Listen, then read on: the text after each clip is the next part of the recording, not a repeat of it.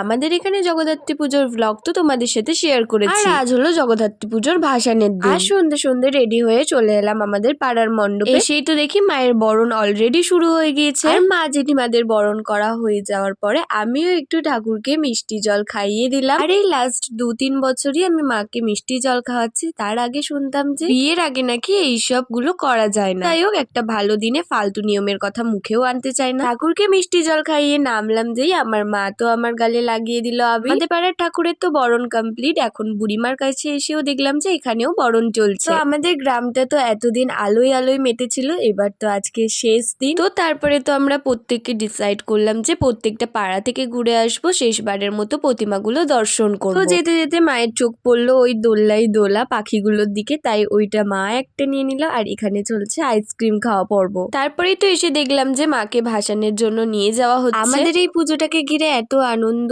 উৎসব সবকিছুই তো আজকের মতো শেষ হলো। আবারও একটা বছরের অপেক্ষা। কাল থেকে সবাই যে যার কাজে ব্যস্ত হয়ে যাবে। তো যাই হোক, আসছে বছর আবার হবে এই চিন্তা নিয়ে মাকে আবারও বাড়ি পাঠিয়ে দিলাম।